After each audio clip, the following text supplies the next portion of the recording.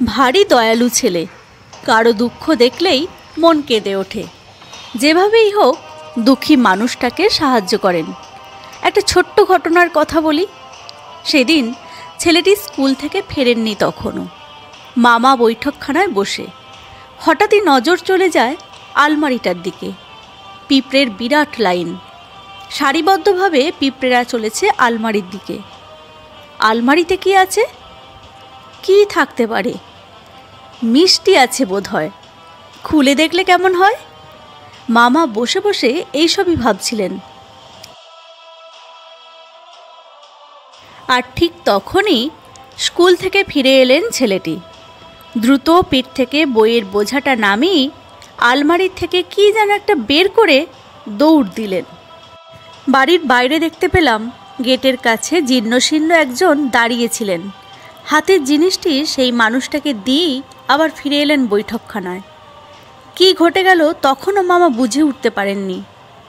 অপরিসীম আগ্রহ কৌতূহলে ভাগ্নের কাছে জানতে চাইলেন, কি ছিল রে আলমারিতে? ভাগ্নে মিটিমিটি হাসলেন। হাসতে হাসতে বললেন, রুটি, আমার সকালের জল খাবার। বইয়ের আলমারিতে যে রুটি রাখতে পারে, মামা এমনটি ভুলেও ভাবেননি। তাই অবাক বিস্ময়ে প্রশ্ন করেন, সে কি কথা, তুমি সকালে কিছু খাওনি? ছেলেটির মুখে আর হাসি নেই। বড়দের মতো গম্ভীর গলায় বললেন, ওই ভিখারিটি 3 বেলা কিছু খায়নি। আমি তো 3 বেলাই খাই, ওর 1 বেলাও জোটে না।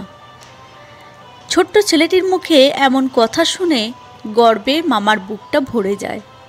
আনন্দে ভাগ্নেকে জড়িয়ে ধরেন। কাঁপা কাঁপা গলায় বলেন, একদিন তুমি অনেক বড় হবে, অনেক অনেক বড় হবে। আবেগে মামার কণ্ঠস্বর বুজে আসে। চোখের কোণে জল তখন চিকচিক করছে। সে ছেলেটি আর কেউ নয়, আমাদের সুভাষচন্দ্র বোস। সত্যি হয়েছিল সেই দিনের এই আশীর্বাদ। অনেক অনেক বড় হয়েছিলেন তিনি। প্রতিটি ভারতবাসী আজ তার জন্য গর্বিত। এদেশের স্বাধীনতা সংগ্রামে তাঁর অবদান সত্যি অবিস্মরণীয়। সেদিনের সেই ছোট্ট ছেলেটি আমাদের নেতাজি। 1897 সালের 23শে জানুয়ারি সুভাষচন্দ্রের জন্ম হয় উড়িষ্যার কটক শহরে। আদি নিবাস ছিল দক্ষিণ 24 পরগনার চাংরিপোতায়। পিতা জানকীনাথ বসু, মাতা প্রভাবতী দেবী। জানকীনাথেরও ছিল দয়ার শরীর। তাঁর কাছে কেউ সাহায্য চাইতে এলে তিনি কখনো নিরাশ করতেন না।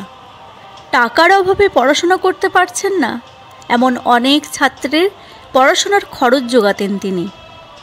মাতা প্রভাবতী দেবীও ছিলেন ভীষণ দয়ালু। অকাতরে গরিব দুঃখী মানুষজনকে সাহায্য করতেন। বালক বয়সেই বাবা মার এই দানশীলতার অনুপ্রাণিত হয়ে উদ্বুদ্ধ হয়েছিলেন আমাদের নেতাজি সুভাষচন্দ্র বোস। সুভাষচন্দ্রের বাল্যশিক্ষার শুরু কটকের মিশনারি স্কুলে। এই স্কুলে পড়াশোনা করেছেন টানা 6 বছর। মিশনারি স্কুলের পর ভর্তি হন র্যাভেনশন কলেজিয়েট স্কুলে। এই স্কুলের প্রধান শিক্ষক ছিলেন বেণীমাধব দাস। তার সঙ্গে সুভাষচন্দ্রের নিবিড় ঘনিষ্ঠতা ছিল। সুভাষচন্দ্র যখন ওই স্কুলের ছাত্র, আর সেই সময় তার প্রিয় মাস্টারমশাই বেণীমাধব দাস অন্যত্র চলে যান। খুব কষ্ট হয়েছিল সুভাষচন্দ্রের। বিদায় সভায় বক্তৃতার সময় তিনি কান্নায় ভেঙে পড়েছিলেন। অবশ্য সুভাষচন্দ্রের সঙ্গে তার যোগাযোগ ছিল এরপরেও।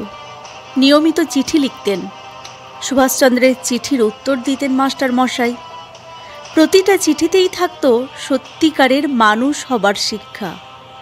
স্বাধীনতা আন্দোলনের সময় যখন দেশ উত্তাল, তখন স্বাধীনতাহীনতায় কে বাঁচতে চায় রে, কে বাঁচিতে চায়। সুভাষচন্দ্র তখন চলে এসেছেন কলকাতায়। ভর্তি হয়েছেন প্রেসিডেন্সি কলেজে। প্রেসিডেন্সিতে তখন ইতিহাস পড়াতেন ওটেন, রাশভারী মেজাজি মানুষ।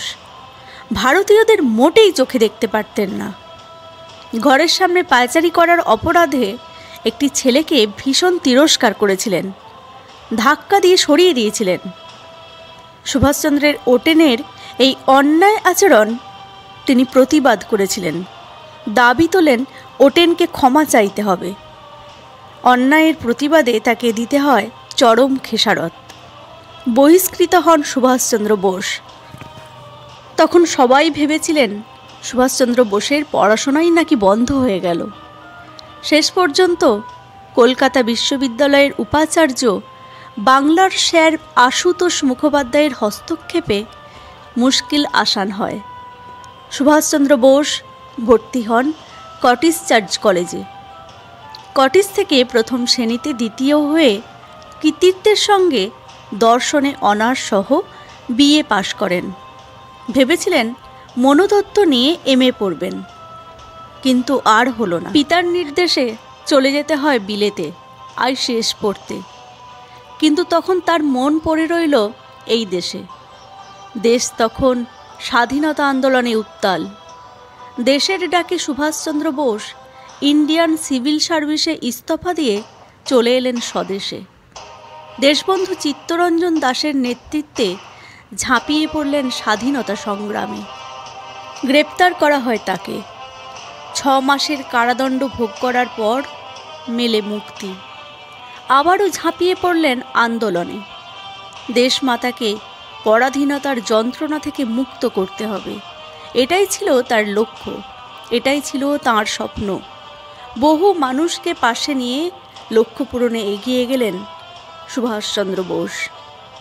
লক্ষ্য ছিল স্থির, অবিচল। তাই রবীন্দ্রনাথও সুভাষচন্দ্রকে দেশের নেতৃপদে বরণ করে নিয়ে দেশ ও গৌরব উপাধিতে ভূষিত করেছিলেন। রবীন্দ্রনাথ যে যোগ্যতম মানুষটিকে যোগ্য উপাধি দিয়েছিলেন পরবর্তী ঘটনাবলিতে তা বোঝা যায়। পুলিশের চোখে ধুলো দিয়ে যেভাবে সুভাষচন্দ্র বোস দেশ ছাড়েন, বিদেশে গিয়ে এদেশের স্বাধীনতা আন্দোলনকে জোরদার করার জন্য নিরন্তর চেষ্টা করেন, তার কোনো তুলনা নেই। 1943 খ্রিস্টাব্দের 4 জুলাই তিনি আজাদ হিন্দ ফৌজের নেতৃত্ব গ্রহণ করেন। তখন থেকে তিনি নেতাজি নামে পরিচিত হন। ভারতবর্ষের স্বাধীনতা আন্দোলনে সুভাষচন্দ্রের অবদানের কোনো তুলনা হয় না।